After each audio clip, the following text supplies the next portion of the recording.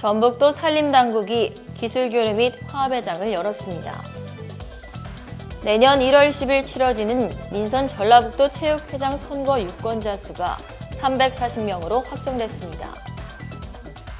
백원우 전 민정비서관 시절 청와대 특감반원으로 근무했던 검찰 수사관이 어제 숨진 채 발견됐습니다. 경기도 성남시 소재 국공민 어린이집에 다니는 5세 여아가 같은 반 남아에게 성폭력을 당했다는 주장이 확산해 공분을 사고 있습니다. 렌터카 기반의 차량 호출 서비스 타다의 불법 여부에 대한 검찰과 업체의 법정 공방이 시작됩니다. 자세한 소식은 잠시 후 뉴스에서 전해드리겠습니다. 시청자 여러분 안녕하십니까? 신동아 방송 전북뉴스 이수정입니다. 전북도 산림당국이 도 전체 면적의 55%를 차지하는 산림을 100배 쓸모있는 숲으로 만들기 위한 기술교류 및 화합회장을 열었습니다. 도는 지난달 28일 1박 2일 일정으로 완주 상관리조트에서 조림 숲 가꾸기 시공업체와 담당 공무원 등 80여 명이 참석한 가운데 산림자원 조성 관계자 워크숍을 개최했습니다. 이번 워크숍은 최근 숲을 활용한 치유 휴양 레포츠 등의 수요가 큰 폭으로 증가하고 있는 추세에 부응하기 위해서는 숲 가꾸기가 필수적이라는 인식회에 마련됐습니다. 이 자리에서는 올해 조림, 숲 가꾸기, 잎목 수합 등의 추진성과의 반성, 문제점에 대한 토론 등을 통해 기술적 행정적 발전 방안을 모색했습니다.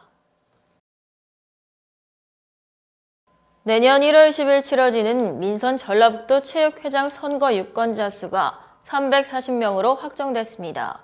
이를 전라북도 체육회에 따르면 지난 29일 선거관리위원회는 회의를 열고 전북 체육회장 선거에 참여할 대의원 수를 340명으로 확정됐습니다.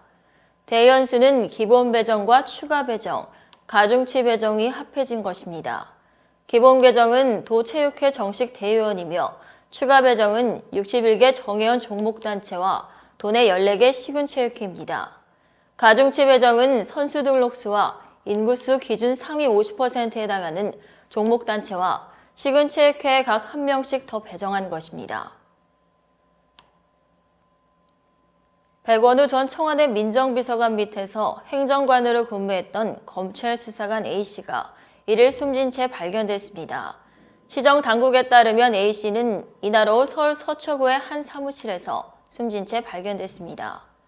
A씨는 가족에게 미안하다는 메시지와 함께 최근 신변을 비관한 듯한 내용의 메모를 남긴 것으로 전해졌습니다. 경찰은 정확한 사망 경위 등을 조사하고 있습니다. A씨는 지난해 울산지방경찰청이 김기현 전 울산시장 측근 비위 첩보에 대해 수사할 당시 청와대 특별감찰반원으로 파견돼 있었습니다.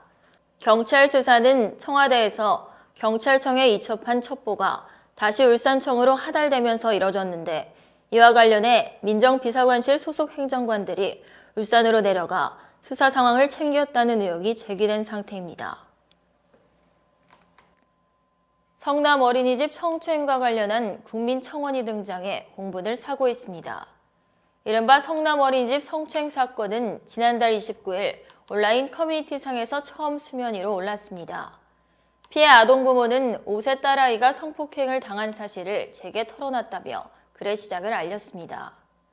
내용인즉 피해자인 여아는 어린이집 또래 남아로부터 상습적인 성추행을 당했다는 것, 피해 아동 부모는 병원에서 신체 주요 부위에 염증이 생겼다는 소견서도 받았다고 주장하고 있습니다.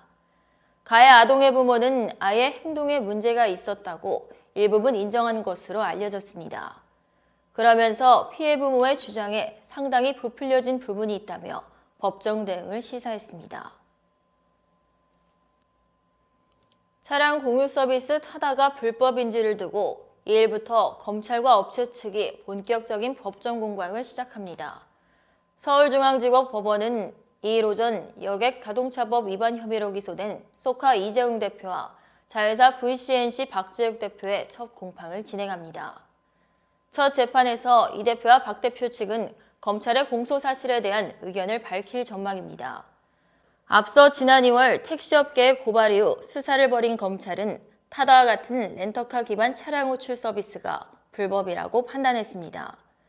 검찰은 이 대표 등이 11인승 승합차와 운전기사를 이용해 면허 없이 여객 자동차 운송 사업을 운영하고 자동차 대여 사업자에게 허용되지 않는 유상 여객 운송을 했다고 설명했습니다.